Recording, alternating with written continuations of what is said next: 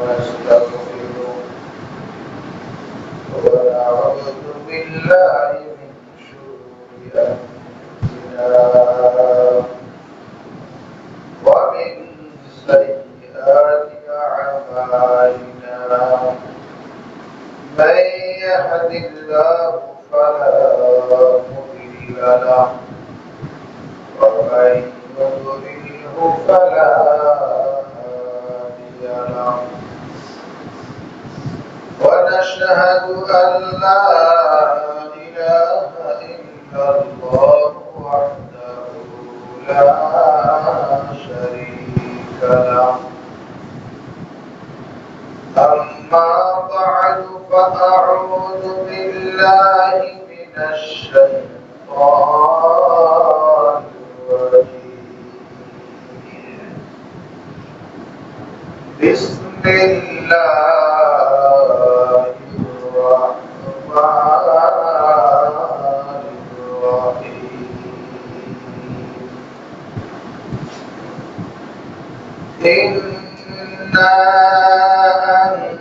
أنزلناه في ليلة القدر وما أدراك ما ليلة القدر ليلة القدر خير من ألف شهر تنزل الملائكة والروح فيها بإذن ربهم من كل أمر سلام هي حتى مطلع الفجر صدق الله العظيم.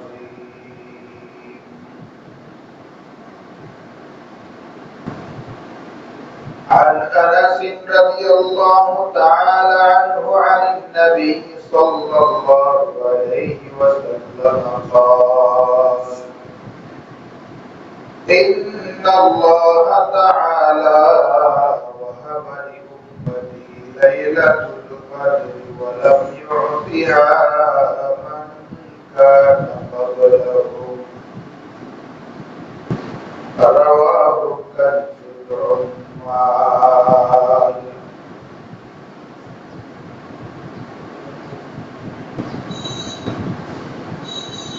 وقال رسول الله صلى الله عليه وسلم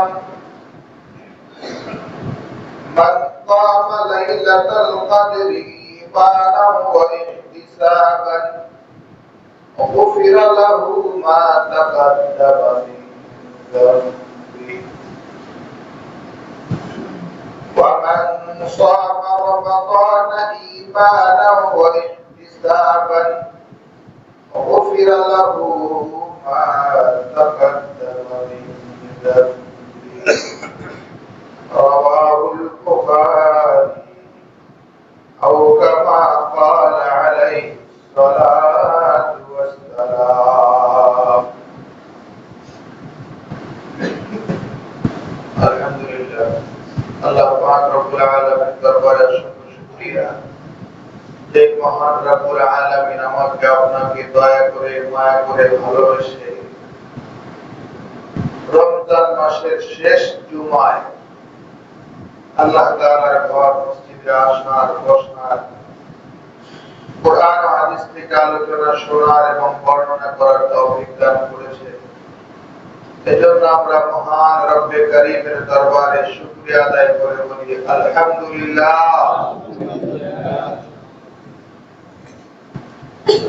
রমজান মাস দেখতে দেখতে শেষ হয়ে যাচ্ছে। আগামী জুমা তো মনে হয় পাওয়া যাবে না।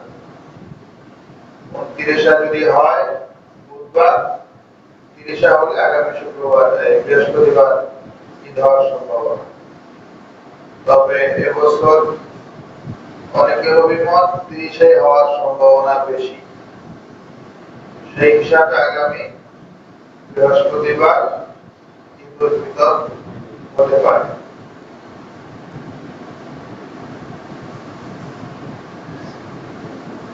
আল্লাহ পাক রব্বুল আলামিন এই মাসটাকে সবচেয়ে দামি মাস হিসেবে ঘোষণা করেছেন। এই মাসটার মধ্যে সবচেয়ে দামি একটা রাত আছে। এই রাতটা অনেক দামি। এই দামি রাতটার নাম জানা আছে আপনাদের? কি নাম? লাইলাতুল কদর, শবে কদর। আরবিতে লাইলুল কদর, বাংলায় রাত, আর শবে কদর সব ফার্সি শব্দ, সব অর্থ রাত, কদরের রাত। তো কদরের রাতকে কদর কেন নাম দেওয়া হলো? এর তিনটা কারণ। এক নাম্বার হলো, কদর শব্দের এক নাম্বার অর্থ হুকুম করা, হুকুম তামিল করা, তাবেদারি করা। আল্লাহ পাক রব্বুল আলামিন ফেরেশতাদেরকে হুকুম করেন যে জান্নাতে মুমিন বান্দারা যখন আসবে তাদের রিসিপশনে সালাম কাওলাম মিন রাব্বিহিম, আল্লাহর পক্ষ থেকে সালাম, ফেরেশতারা অভিবাদন দেবে, স্বাগতম জানাবে জান্নাতীদের।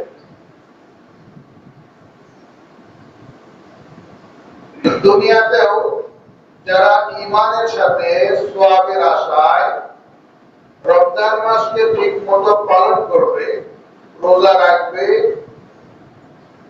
শবে কদরে ইবাদত করবে, শবে কদর অর্জন করবে, তাদের সম্মানার্থে আল্লাহ পাক রব্বুল আলামিন কদরের রাতে অগণিত ফেরেশতা পাঠিয়ে দিবেন। ফেরেশতারা মাগরিবের সাথে সাথে প্রথম আসমানে চলে আসবে আর মুমিনদেরকে স্বাগতম স্বাগতম, ওয়েলকাম ওয়েলকাম, আহলান সাহলান, মারহাবান, মুবারাকান জানাইতে থাকবে। বলেন সুবহানাল্লাহ।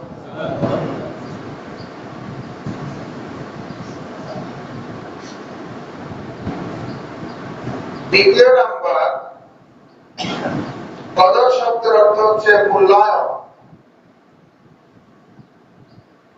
এই শবে কদরের যারা ইবাদত করবে তাদের মূল্যায়ন আল্লাহ তাআলার কাছে অনেক বেশি।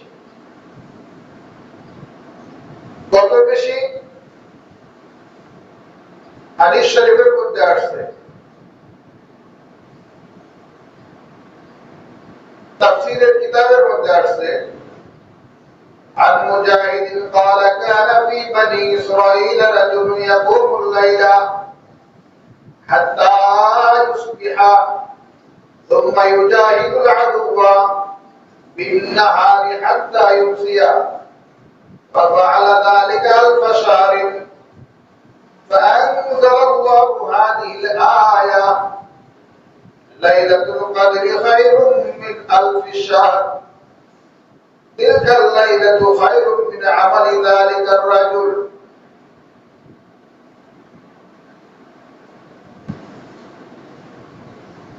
মুজাহিদ থেকে বর্ণিত,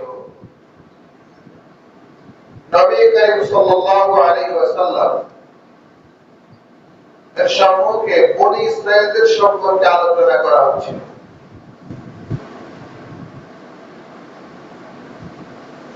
বনী ইসরাঈলদের সম্পর্কে আলোচনা করা হচ্ছিল। আরেক বর্ণনায় পাওয়া যায় আমাদের নবীজিকে সমস্ত উম্মতের হায়াত দেখানো হয়। এক এক জামানার উম্মতের হায়াত 1000 বছর, 1200 বছর, 1500 বছর, 500 বছর, 700 বছর, 250, 300। আর আমাদের নবী উম্মতের হায়াত দেখানো হয় মাত্র 60-70 বছর। তো সকলের হায়াত দেখার পরে নবীজি একটু কেমন কেমন লাগতেছে। আল্লাহ পাক রব্বুল আলামিন বলেন, ও নবীজি আপনি চিন্তা করুন, আপনার উম্মতের হায়াত যদিও কম, কিন্তু আপনার উম্মতকে আমি এত সম্মানের জায়গা দান করেছি যে আপনার উম্মত জান্নাতে যাওয়ার আগে অন্য কোন নবীর উম্মত জান্নাতে যাবে না যাবে না যাবে না। সুবহানাল্লাহ।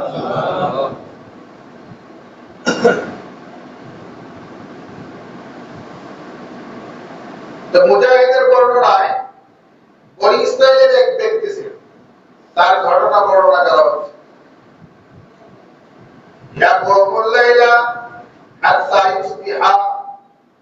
এত বেশি ইবাদত করতো, রাত সারা রাত ঘরে ইবাদত করতো,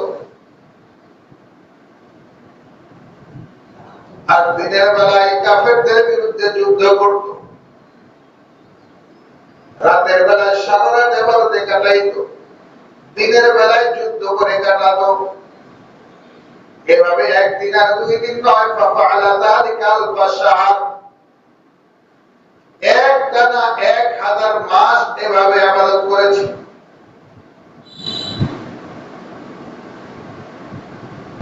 এক 1000 বছর একটানা ইবাদত, 1000 মাস একটানা ইবাদত করা আমাদের পক্ষে সম্ভব? আমাদের হায়াতে এত দূর নেই। 1000 মাস হিসাব করলে হয় 83 বছর 4 মাস। 1000 মাস সমান সমান 83 বছর 4 মাস। এত লম্বা সময় বনি ইসরায়েলের এক ব্যক্তি আবার তাও কম। কারণ অনেকে আছে 500 বছর একটানা যুদ্ধেই কাটায় গেছে, হায়াত পেয়েছে 1000 বছর। তখন মানে 200-250 বছরের মানুষদেরকে বাচ্চা ধরা হতো, বাচ্চা, বড় মানুষ না, ছোট মানুষ।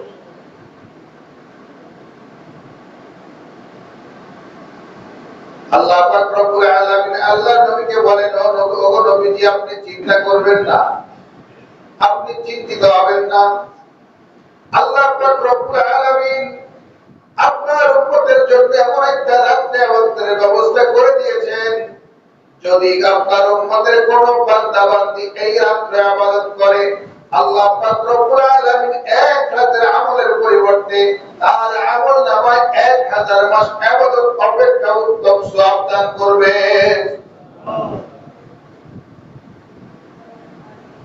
1000 মাস অপেক্ষা উত্তম, খায়রুম মিন আলফ শাহর। যার যার নিয়ত তাকওয়া অনুসারে পাবে। এজন্য শবে কদর খুবই গুরুত্বপূর্ণ একটা আমল। সারা বছরের যে কোনো রাতে যেতে পারে, বিশেষ করে রমজান মাসে যায়। রমজান মাসের মধ্যে রমজান মাসের শেষ দশকে যাওয়ার সম্ভাবনা বেশি। সেই হিসাবে 21 তারিখ, 23 তারিখ, 25 তারিখ, 27 তারিখ, 29 তারিখ যাওয়ার সম্ভাবনা বেশি। তবে অধিকাংশ বর্ণনা মতে 27 তারিখে যাওয়ার সম্ভাবনাই বেশি। 27 তারিখে অনেকেই শবে কদর পেয়েছে। একটা বর্ণনায় পাওয়া গেছে যে এক ব্যক্তি সাগরে জাহাজের নাবিক ছিলেন। হঠাৎ করে এক রাত্রে সাগরের পানি মুখে দিয়ে দেখে যে পানি মিষ্টি লাগতেছে। বলেন সুবহানাল্লাহ। সাগরের পানি কি মিঠা? যারা মুখে দিয়ে দেখছেন একদম তিতা। আমার শুধু হয়েছিল সেন্ট মার্টিন যাওয়ার সময়, দেখলাম এই পানি খাওয়া যায় না, এত তিতা। পানি নীল কিন্তু তিতা। ওই বর্ণনায় পাওয়া যায় শবে কদরের রাতে আল্লাহ তাআলা সাগরের পানিকেও মিঠা বানিয়ে দেয়। বলেন সুবহানাল্লাহ। পরে দেখা গেল যে ওই রাতটা ছিল শবে কদর। তো শবে কদর কবে, তার আলামত কি, বুঝবো কেমন? শবে কদর রাতটা হবে আপনার, এই রাতটা হবে একদম শান্ত শিষ্ট, কুকুরেও ঘেউ ঘেউ করবে না, একটু নীরব নিস্তব্ধ মনে হবে রাতটা। বেশি অন্ধকার হবে না, বেশি আলো থাকবে না।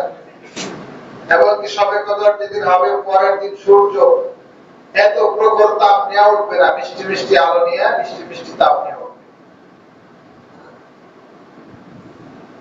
এই সমস্ত কিছু আলামত থেকে বোঝা যায় যে শবে কদর যেতে পারে বা হচ্ছে।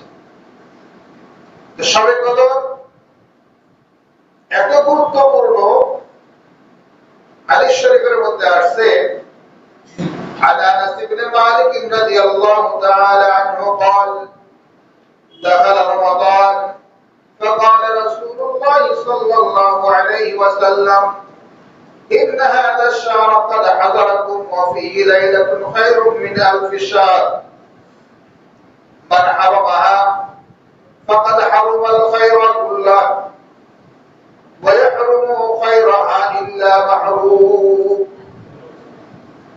হযরত আনাস ইবনে মালিক রাদিয়াল্লাহু তাআলা থেকে বর্ণিত, তিনি বলেন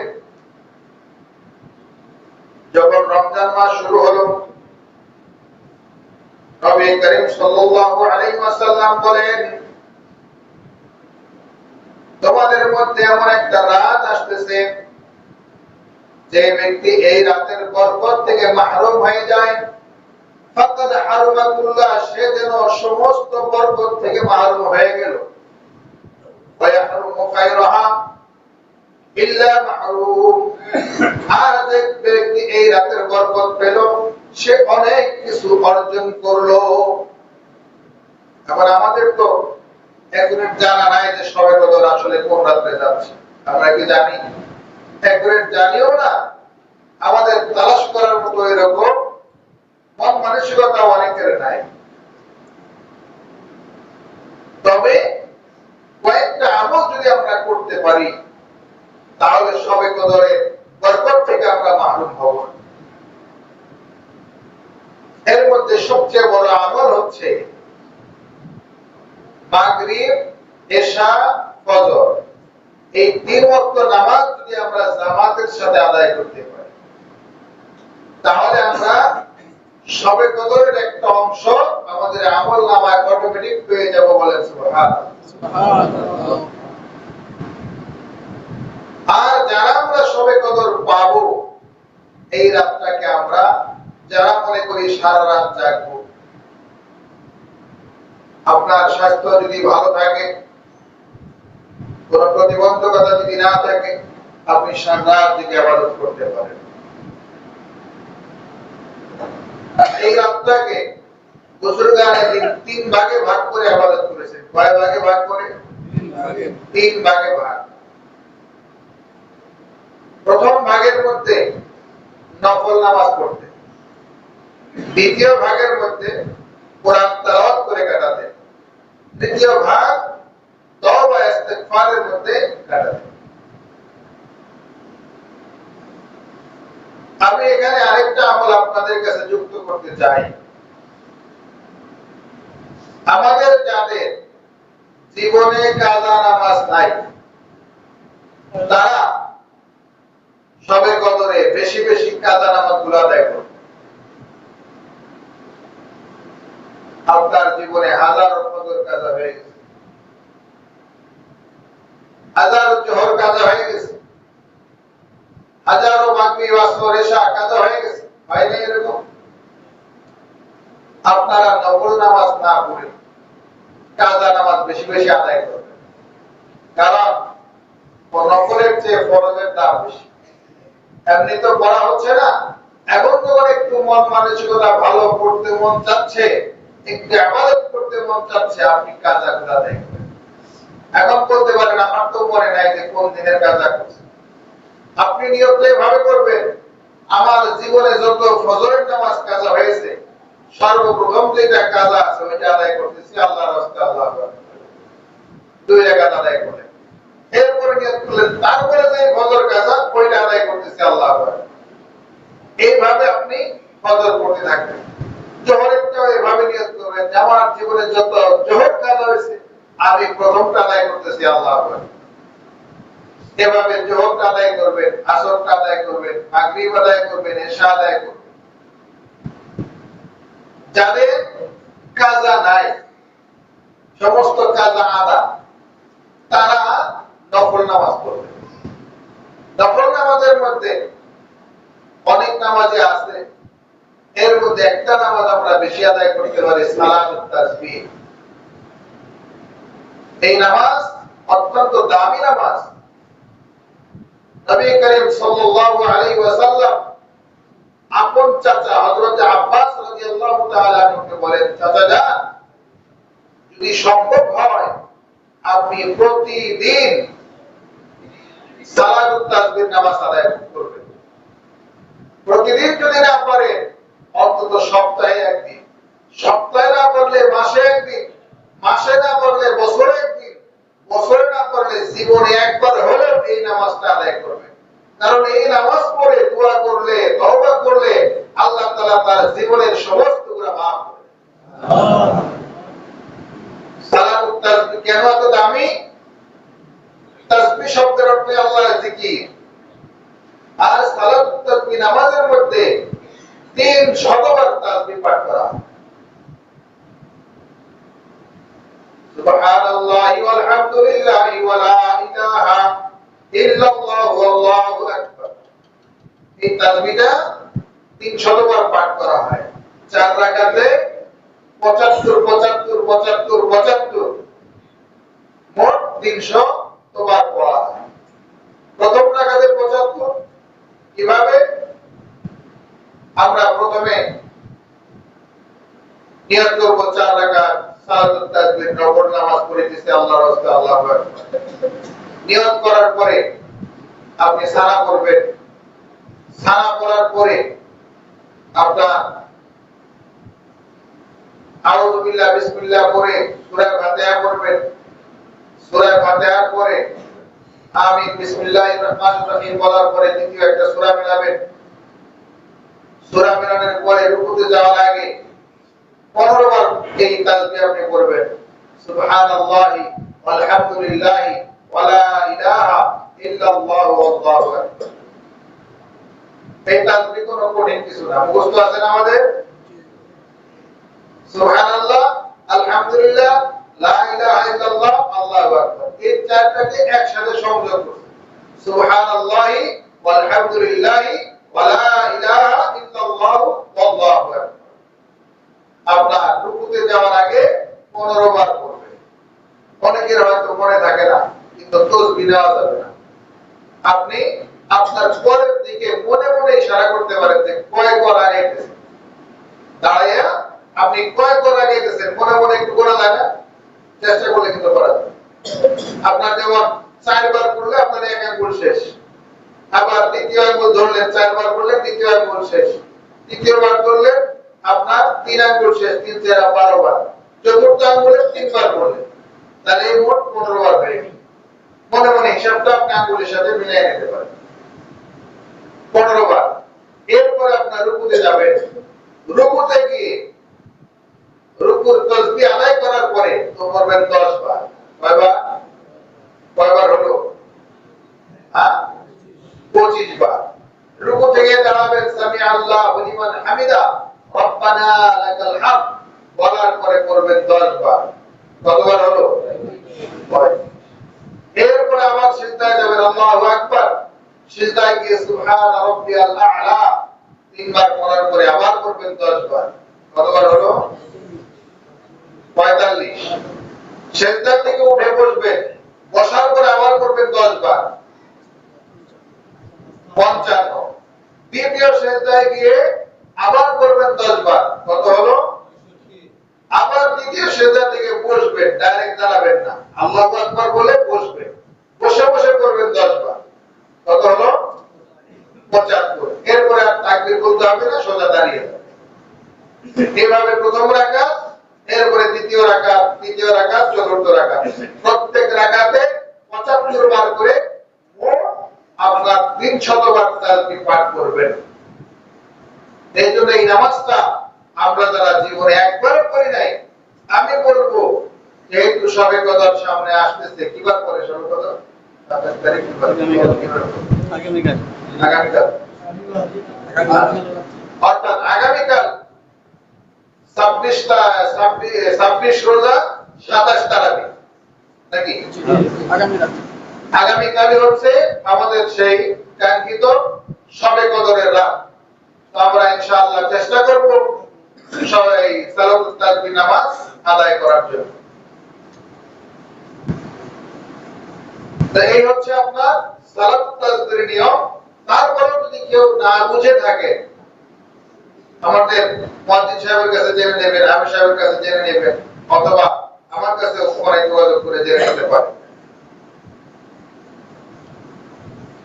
এই অত্যন্ত দামি হাদিস শরীফের মধ্যে আসছে, বড় একটা হাদিস আপনাদেরকে শোনাই। রমজান মাস চলে যাচ্ছে। عن انس رضي الله تعالى عنه عن انس بن مالك رضي الله تعالى عنه قال قال رسول الله صلى الله عليه وسلم اذا كان ليلة القدر نزل جبرائيل عليه الصلاة والسلام في كركبة من الملائكة يصلون على كل عبد قائم أو قاعد يذكر الله عز وجل، فإذا كان يوم عيدهم يعني يوم فطرهم باها بهم ملائكته فقال يا ملائكتي ما جزاء أجير وفى عمله؟ قالوا ربنا جزاؤه أن يوفى أجره. قال ملائكتي عبيدي وإمائي فريضتي عليهم. ثم خرجوا يعجون إلي بالدعاء وعزتي وجلالي وكرمي وعلوفي وارتفاع مكاني لأجيبنهم فيقولوا ارجعوا فقد غفرت لكم وبدلت سيئاتكم حسنات. قال فيرجعون مغفورا لهم. শুআবুল ঈমান 3717 নম্বর হাদিস শরীফের মধ্যে আসছে, হযরত আনাস ইবনে মালিক রাদিয়াল্লাহু তাআলা আনহু থেকে বর্ণিত। তিনি বলেন, নবী করিম সাল্লাল্লাহু আলাইহি ওয়াসাল্লাম ইরশাদ করেন, ইদা কানা লাইলাতুল কদর নাযালা জিবরাইল, যখন কদরের রাত আগত হয়, জিবরাইল আলাইহিস সালাতু ওয়াস সালাম ফেরেশতাদের বিশাল বাহিনী নিয়ে জমিনে অবতরণ করে। জিবরাইল আলাইহিস সালাতু ওয়াস সালাম ফেরেশতাদের মধ্যে সবচেয়ে বড় ফেরেশতা, সবচেয়ে সম্মানিত ফেরেশতার নাম কি? হযরতে জিবরাইল আলাইহিস সালাতু ওয়াস সালাম। বড় ফেরেশতা কয়জন? চারজন। জিবরাইল, মিকাইল, আজরাইল, ইসরাফিল। এই চারজন ফেরেশতা বড়। এর মধ্যে সবচেয়ে বড় হচ্ছে জিবরাইল আলাইহিস সালাতু ওয়াস সালাম। জিবরাইল আলাইহিস সালাতু ওয়াস সালামের কাজ কি ছিল? ওহী বহন করা। দীর্ঘ 23 বছর পর্যন্ত। শবে কদর কেন দামি? কারণ শবে কদরে আল্লাহ পাক রব্বুল আলামিন কোরআন নাযিল করেছেন। লৌহে মাহফুজ থেকে বাইতুল ইজ্জাতে আল্লাহ পাক রব্বুল আলামিন শবে কদরের রাতে কোরআন নাযিল করেন। বাইতুল ইজ্জাত থেকে প্রথম আসমানে অবতীর্ণ হয়। প্রথম আসমান থেকে দীর্ঘ 23 বছরে এক আয়াত, দুই আয়াত, 5 আয়াত, 10 আয়াত, এক সূরা, দুই সূরা, বিভিন্ন ঘটনার প্রেক্ষিতে বিভিন্ন সময়, কখনো দাঁড়ানো অবস্থায়, কখনো বসা অবস্থায়, কখনো ঘুমন্ত অবস্থায়, কখনো উটের পিঠে, কখনো সফরে, কখনো ধ্যানমগ্ন অবস্থায় আল্লাহর নবীর উপর জিবরাইল আলাইহিস সালাতু ওয়াস সালাম কোরআনের আয়াত দিয়ে আল্লাহর নবীর নিকট হাজির হয়েছেন, তার কোরআন নাযিল করেছেন, অবতীর্ণ হয়েছেন।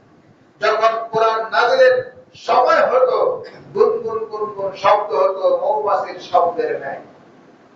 সাহাবায়ে কেরাম বুঝতে পারতেন এখন আল্লাহর নবীর উপর ওহী নাযিল হবে বা ওহী নাযিল হচ্ছে। আল্লাহর নবী ওহী নাযিল হতো, সেই ওহী আমাদেরকে শোনান। সেই ওহীর বাক্যগুলো জমা করে করে পুরা একটা কোরআন মাজিদ আমরা পেয়েছি। এই কোরআন মাজিদ একবারই পাই নাই, দীর্ঘ 24 বছরে, আপনার দীর্ঘ 23 বছরে আপনার কোরআন মাজিদ নাযিল হয়েছে। এরপরে সেটা আপনার কাঠের ফলকের মধ্যে লেখা ছিল, উটের চামড়ার মধ্যে লেখা ছিল, পাথরের মধ্যে লেখা ছিল, কাগজের মধ্যে লেখা ছিল, গাছের পাতায় লেখা ছিল, গাছের বাকলের মধ্যে লেখা ছিল, তখন তো এত আধুনিক প্রযুক্তি ছিল না।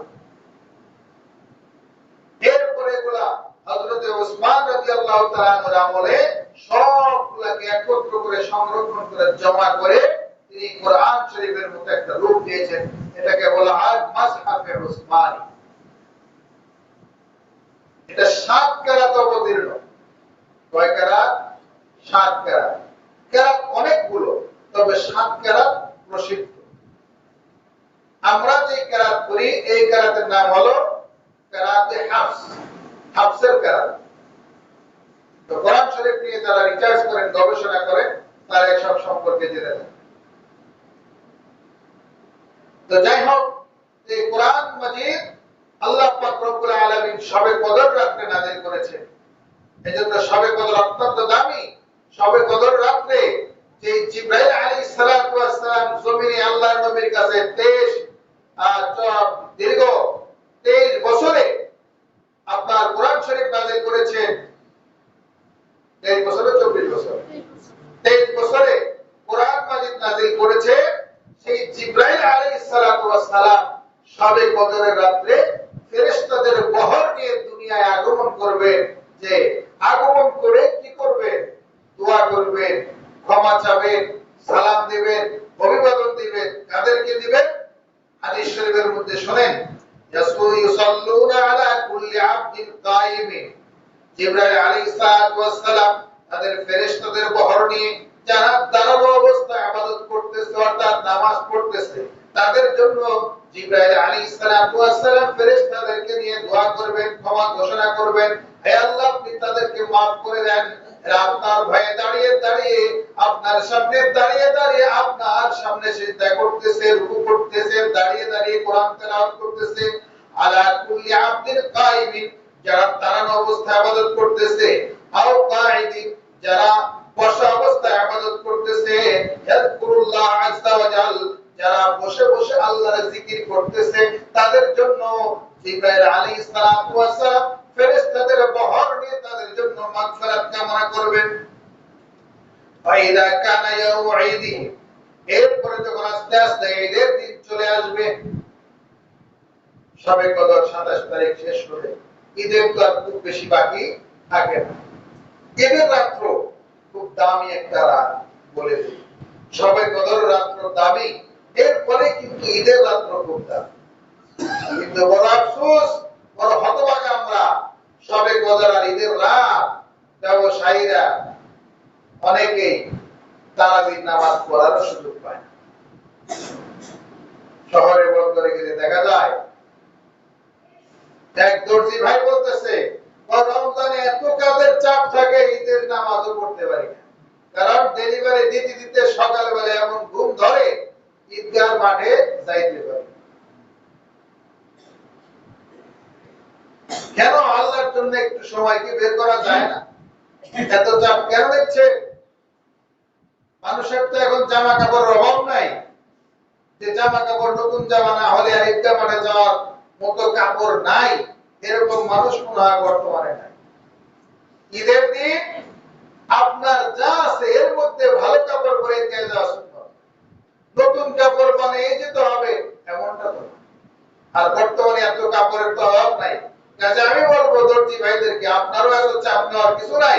আর যারা আমরা বানাইতে দিছি, আমরাও যেন এত চাপ না দেই দর্জি ভাইকে, যে উনি ঈদের নামাজটা পর্যন্ত পড়তে পারে না, ফজরের নামাজটা পর্যন্ত মসজিদে আসতে পারে না, তারাবির নামাজটা পড়তে পারে না, এই শবে কদর রাতে ইবাদত করবে, ওনার মাথায় টেনশন, কারণ অনেকগুলো কাজের চাপ। কাজে আমরা দর্জিদেরকে চাপ না দেই, আর দর্জিরাও আমরা একটু সময় বের করি। যদি শবে কদর 27 তারিখে যায়, আপনার 83 বছর 4 মাস, একটা লাইফে একবার পেলে তো যথেষ্ট, আলহামদুলিল্লাহ। আর আমাদের 20 বছর 30 বছর যদি পেয়ে যায়, 50 বছর 60 বছর হয়ে গেছে, 50টা শবে কদর যদি কেউ অর্জন করতে পারি, বনি ইসরাইল 1000 বছর ইবাদত করে আপনার সমান আমল তাদের হবে না। এজন্য আমরা একটা রাত ইবাদত করি, ঈদের দিনের রাত আমরা ইবাদত করব। ঈদের রাত্রির ব্যাপারে হাদিস শরীফের মধ্যে আসছে, যদি কোনো ব্যক্তি ঈদের রাত্রি জাগরণ করে ইবাদত করে করে ওই দিন পর্যন্ত তাদের কলম পড়ে যাবে না, যেই দিন সমস্ত মানুষের অন্তরগুলো মরে যাবে। সেজন্য আমরা শবে কদর রাতে ইবাদত করব, ঈদের রাতে ইবাদত করব। তো হাদিস আপনাদেরকে শেষ পর্যন্ত শোনাই। ফাইদা কানা ইয়াউমু ঈদিহিম, এভাবে শবে কদর পার করে 27 তারিখ, 28 তারিখ, 29 তারিখ পার করে যখন ঈদের দিন চলে আসে, ইয়ানি ইয়াউমি ফিতরিহিম, অর্থাৎ ঈদুল ফিতরের দিন চলে আসে, বাহা বিহিম মালাইকাতাহু, আল্লাহর ফেরেশতা সুসংবাদ ঘোষণা করতে থাকে, ইয়া মালাইকাতি, আল্লাহ পাক রব্বুল আলামিন তাদের জন্য খুশখবরি ঘোষণা করেন। আর ফেরেশতাদেরকে ডেকে ডেকে বলেন, আল্লাহ পাক রব্বুল আলামিন তার বান্দাদের উপর রাজি আর খুশি। আর রাজি আর খুশি ফেরেশতাদেরকে ডাক দেন, ও আমার ফেরেশতারা আসো আসো আসো। ফেরেশতাদের সাথে আল্লাহ পাক রব্বুল আলামিন বলে, ইয়া মালাইকাতি মা জাযাউ আজরি ওয়াফা মালাহু, ওই ব্যক্তির কি পুরস্কার হইতে পারে যেই ব্যক্তি তার উপর অর্পিত দায়িত্ব পুরোপুরি পালন করেছে। قالوا ফেরেশতারা উত্তর দেয়, রব্বানা জাযাউহু ওয়াফা আজরুহু কুল্লা, তারা বলে আল্লাহ তাদের পুরস্কার পরিপূর্ণভাবে দেওয়াই হবে তাদের উত্তম পুরস্কার। তাদেরকে তো পুরস্কার দিবেন, কিন্তু পরিপূর্ণ পুরস্কারের মধ্যে কোনো কিছু বাদ না থাকে। قالوا ربنا جزاؤه أن يوفى أجره قال ملائكتي, আল্লাহ পাক রব্বুল আলামিন ফেরেশতাদেরকে সাক্ষী রেখে বলেন, ডাক দিয়ে বলেন, ও আমার ফেরেশতারা তোমরা সাক্ষী থাকো, আবিদি ওয়া ইমাই কদম ফরিদাতি, আমার বান্দা বান্দীরা তাদের আমার দেওয়া ফরজ ইবাদত তারা আদায় করেছে, অর্থাৎ রমজানের রোজা ফরজ ছিল, রমজানের রোজাগুলো আদায় করেছে, তোমরা এবং নামাজগুলো আদায় করেছে, সুম্মা খারাজু ইয়াউজুনা ইলাইয়া বিদুআ, এবং তারা পরিপূর্ণভাবে আদায় করার পরে তারা এখন দোয়া করার জন্য, শুকরিয়া আদায় করার জন্য তারা ঈদগাহর মাঠে অবতরণ করেছে। ওয়া ইজ্জাতি ওয়া জালালি, আমার ইজ্জতের কসম, ও জালালি আমার বড়ত্বের কসম, ও কারামি আমার বুজুর্গের কসম, ওয়া উলুফি আমার উচ্চ মর্যাদার কসম, ওয়া ইরতিফাই মাকানি আমার উচ্চাবিলাসের কসম, লাউজিবান্নাহু আমি তাদের সমস্ত দোয়াগুলো কবুল করে নিলাম।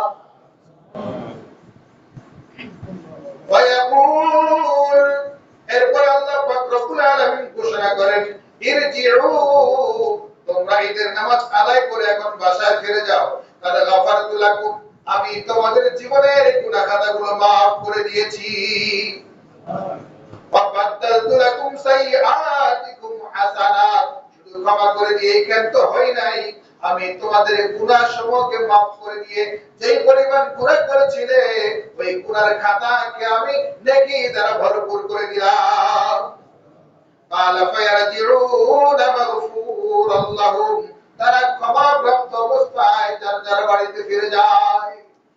কিন্তু বড় আফসোস, বড় কপাল পোড়া ওই সমস্ত লোক যারা রমজান মাসের মতো দামি একটা মাস পেল অথচ রোজা রাখলো না। গুনাহ করা যেমন অপরাধ, গুনাহকে প্রকাশ করা তার চেয়ে বড় অপরাধ। গুনাহ করা একটা অপরাধ, গুনাহ প্রকাশ করা আরেকটা অপরাধ। গুনাহরও কিন্তু স্তর আছে, জেনা ব্যভিচারেরও স্তর আছে। পরে আসলো বলে দেই, একজন মানুষ সে পতিতালয়ে গিয়ে গমন করে সেখানে জেনা ব্যভিচারী করলো, সেটা গুনাহ, মারাত্মক গুনাহ, কবিরা গুনাহ। আর সে যদি তার কোনো আত্মীয় স্বজনের সাথে গুনাহ করে, জেনা ব্যভিচারী করে, সেটা তার চেয়ে ডবল গুনাহ। সে যদি তার কোনো প্রতিবেশীর সাথে জেনা ব্যভিচারী করে, সেটা হচ্ছে ডবল বিডবল গুনাহ। আল্লাহ পাক রব্বুল আলামিন আমাদেরকে সমস্ত সগীরা কবিরা শিরকি নাফাকি কুফরি সমস্ত প্রকার গুনাহ থেকে হেফাজত করেন, বলেন আমিন। আমিন। এই রমজান মাসে যারা রোজা রাখতেছে না তারা গুনাহ করতেছে। বড় আফসোস লাগে, কিছু কিছু লোক দেখি গুনাহ তো করতেছে, রোজা রাখেই না, আবার রাস্তা দিয়ে হেঁটে হেঁটে পান খায়। আছে না? আমি অনেক ড্রাইভারদেরকে দেখছি, ভ্যানওয়ালাদেরকে, রিকশাওয়ালা, অটোওয়ালা, সিএনজি ওয়ালা, তারপর অনেক নেতা গোছের কিছু লোক আছে নিজেদেরকে অহংকারী ভাবে, কিছু আছে যুবক পোলাপান মানে এমন ভাব নিয়ে পান খায়, চলে রাস্তা দিয়ে, মনে করে আমারে কেউ কিছু বলে দেখো আমি কিরকম খেপতে পারি, তারা দেখবো। এরকম ভাবের কিছু লোক আছে, দেখি কেউ প্রশ্ন করে নেই কোন রোজাদার আমারে। চুরি তো চুরি, আবার সিনা চুরি। একে তো রোজা না রেখে পাপ করতেছে, আবার খাইতেছে, আবার বুক ফুলে চলতেছে। এটা জঘন্যতম কবিরা গুনাহ, জঘন্যতম পাপ। অথচ এই রমজান মাসে একজন হিন্দু লোক দেখবেন পাক্কা নামাজের সামনে কিছু খায় না, খায় খায় না।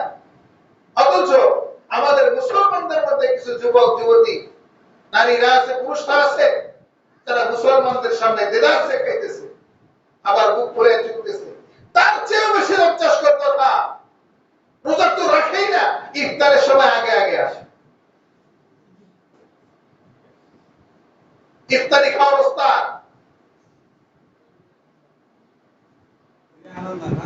বড় আশ্চর্য লাগে। মসজিদে ইফতারি দেওয়া এত কষ্ট করে আপনাদের কাছ থেকে কালেকশন করে ইফতারের জন্য ব্যবস্থা করি, কিন্তু এর চেয়ে বেশি কষ্ট লাগে যখন বেরোজাদার রোজাদারের চেয়ে বেশি হয়ে যায়। যে ব্যক্তি ইফতারি দিয়েছে কষ্ট করে, বিরিয়ানি দিয়েছে, এটা দিয়েছে, শরবত দিয়েছে, সে তো তার কষ্টের ঘাম ঝরানোর টাকা দিয়ে ইফতারি দিয়েছে, কারণ সে আপনাদের একটা সওয়াব অর্জন করতে চায়। রোজাদারকে ইফতারি করলে রোজাদারের সমা পরিমাণ সওয়াব তার আমলনামায় চলে যাবে, আর বেরোজাদার ইফতার করাইলে তো জায়গা শুনে করাইলে গুনাহ হবে। কিন্তু নিষেধ তো করা যায় না। এই মসজিদেও দেখা যায় ইফতারের মধ্যে বেরোজাদারের সংখ্যা অনেকটাই বেড়ে গেছে। সেজন্য আমাদেরকে নতুন করে ভাবতে হবে, সিদ্ধান্ত নিচ্ছে কি করা যায়। বেরোজাদার যাতে ইফতার করতে না পারে সেই ব্যবস্থা রাখতে হবে। প্রয়োজনে বলে দিতে হবে যারা রোজা রাখো নাই তারা ওই যে ওযুখানার সামনে তাদের ইফতারি, আর যারা রোজা রেখেছে তারা মসজিদের ভিতরে বা ছাদে। দুই গ্রুপ করতে হবে। আপনি সারাদিন রোজা রাখেন না, ইফতারের সময় এসে আগে আগে বসেন, আপনার লজ্জা লাগে না? এত লোক কেন? ইফতারে খুব মজা লাগে না? ইফতারে খুব মজা লাগে, রোজা রাখতে কষ্ট লাগে। সেজন্য পারলে রোজা রাখবেন। রোজা না রাখলে কোন ইফতারিতে শরীক হবেন না, শরীক হবেন না। এতে আপনি রোজা না রেখে পাপ করেছেন, আরেকজন যে আপনাকে ইফতার করাইলো তাকে আপনি কিছুই দিতে পারলেন, কারণ সে তো বড় আশা নিয়ে 100 জন মানুষ ইফতার করবে, 100টা রোজা সব তার আমলনামায় চলে যাবে। আল্লাহ পাক রব্বুল আলামিন আমাদের সকলকে বোঝার এবং মানার তৌফিক দান করুন। সকলে বলেন আমিন। ওয়া আখিরু দাওয়ানা আলহামদুলিল্লাহি রাব্বিল আলামিন।